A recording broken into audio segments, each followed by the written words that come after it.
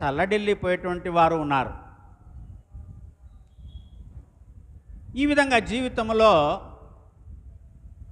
మంచి కొరకు ఎదురు చూసి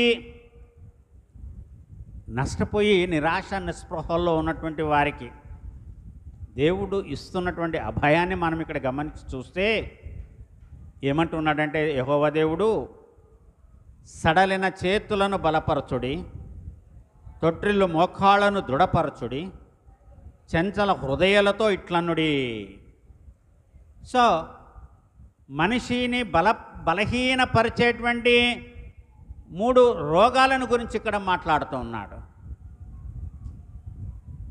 సడలిన చేతులు, తొట్రిల్లు మోకాలు, చంచల హృదయము.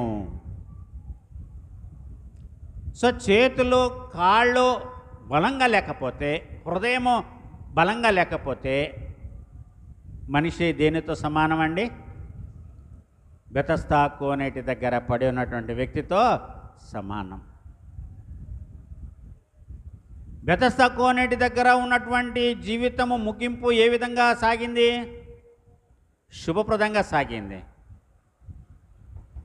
ఆయన నిరీక్షణకు ఆయన ఇంతకాలము ఎదురు చూచినందుకు ఆయనకు మేలే జరిగింది, కానీ కీడు జరగలేదు. అలాగే నిజమైన దేవుణ్ణి ఎరిగినటువంటి మనము, నిజమైన దేవునికి బిడ్డలుగా మనల్ని మనము అప్పగించుకున్నాము కాబట్టి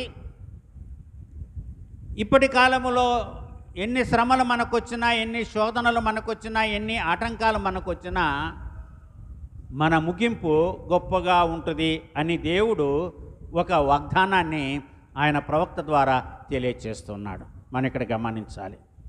చూడండి, యోబు గ్రంథము 19వ అధ్యాయము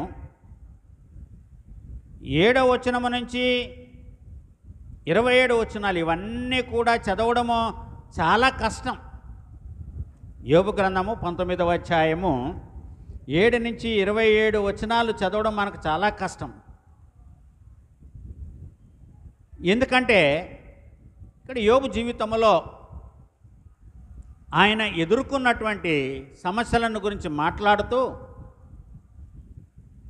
ఒక 2-3 వచనాలను మనం ఇక్కడ చదువుకుందాం. ఏంటి అవిని మనం చూస్తే, నా మీద బలాత్కారము జరుగుతున్నదని నేను మొరపెట్టుచున్నాను, కానీ నా మొర అంగీకరింపబడదు.